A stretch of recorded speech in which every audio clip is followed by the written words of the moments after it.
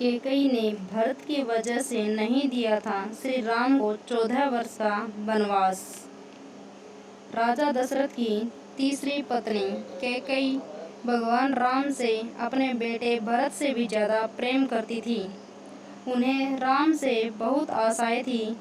जब कैकेयी ने भगवान राम से 14 वर्षों का वनवास मांगा था, तब सबसे ज़्यादा भरत हैरान हुए थे, क्योंकि वह जानते थे कि माता राम से कितना प्रेम करती है। लेकिन आपको जानकर हैरानी होगी कि देवताओं ने कैकेयी से यह काम करवाया था। इसके पीछे एक रोचक कथा है। विवाह से पहले कैकेयी महर्षि दुर्वासा की सेवा किया करती थी। कैकेयी की सेवा होकर महर्षि दुर्वासा ने कैकेयी का एक हाथ वज्र का बना दिया और आशीर्वाद दिया कि भविष्य में भगवान तुम्हारी गोद में खेलेंगे। समय का पहिया चलता रहा और कैकेयी का विवाह राजा दशरथ से हो गया। एक समय स्वर्ग में देवासुर संग्राम आरंभ हो गया। देवराज इंद्र ने राजा दशरथ को सहायता के लिए बुलाया। रानी कैकेयी भी महाराज की रक्षा के लिए सारथी बनकर देवासुर संग्राम में पहुंच गई।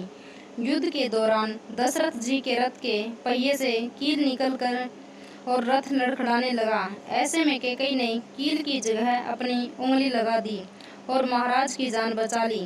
राजा दशरथ को जब पता चला कि कैकेयी ने युद्ध में भूमि में किस साहस का परिचय दिया है, तो वह बहुत प्रसन्न हुए और 3 वरदान मांगने के लिए कहा।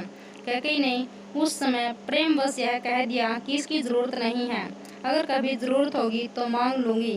कैकेयी ने राजा दशरथ को इसी वरदान के जाल में फांस लिया और राम के लिए 14 वर्ष का वनवास मांग लिया। लेकिन 14 वर्ष के लिए वनवास क्यों मांगा, इसके पीछे कई राज है। कैकेयी ने 14 वर्ष का वनवास मांगकर यह समझाया कि अगर व्यक्ति युवावस्था में 14 यानी 5 ज्ञानेंद्रियों कान, नाक, आँख, जीभ, त्वचा, 5 कर्मेंद्रियों वाक, पाणी, पाद, पायु, उपस्थ तथा मन, बुद्धि, चित्त और अहंकार को वनवास यानी कि एकांत आत्मा के वश में रखेगा, तभी अपने अंदर के घमंड और रावण को मार पाएगा। दूसरी बात यह थी कि रावण की आयु में केवल 14 वर्ष ही शेष थे। प्रश्न उठता है कि यह बात कैकेयी कैसे जानती थी। ये घटना घट तो रही थी अयोध्या में, लेकिन योजना देवलोक की थी। कोप में भवन में कोप का नाटक हुआ था। कैकेयी को राम पर भरोसा था, लेकिन दशरथ को नहीं था। इसलिए उन्होंने पुत्र मोह में अपने प्राण गंवा दिए और कैकेयी हर जगह बदनाम हो गई। अजसु पिटारी तासु सिर गई गिरा मती फेरी। सरस्वती ने मंथरा की मति में अपनी योजना डाल दी। उसने कैकेयी को वही सब सुनाया, समझाया और कहने को उकसाया जो सरस्वती करवाना चाहती थी। इसके सूत्रधार स्वयं श्री राम थे। उन्होंने ही यह योजना तैयार की थी। माता कैकेयी यथार्थ जानती है, जो नारी युद्ध भूमि में दशरथ के प्राण बचाने के लिए अपना हाथ रथ के धुरे में लगा सकती है, रथ संचालन की कला में दक्ष है, वह राजनीतिक परिस्थितियों से अनजान कैसे रह सकती है। कैकेयी चाहती थी कि मेरे राम का पावन यश 14 भवनों में फैल जाए, और यह बिना तप और बिना रावण वध के संभव नहीं था। कैकेयी जानती थी कि अगर राम अयोध्या के राजा बन जाते तो रावण का वध नहीं कर पाएंगे। इसके लिए वन में तप जरूरी था।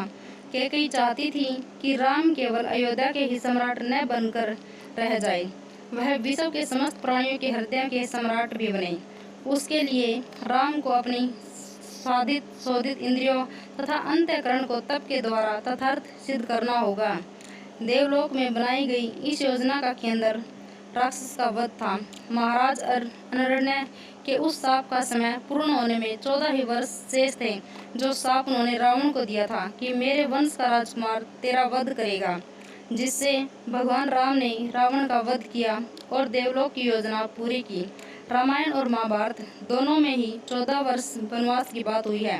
रामायण में भगवान को 14 वर्ष का वनवास भोगना पड़ा था, जबकि महाभारत में पांडवों को 13 वर्ष का वनवास और 1 वर्ष का अज्ञातवास में गुजारना पड़ा था। दरअसल इसके पीछे ग्रह गोचर भी मानते हैं। उन दिनों मनुष्य की आयु आज के ज़माने से काफ़ी ज़्यादा होती थी। इसलिए ग्रहों की दशावधि भी ज़्यादा होती थी।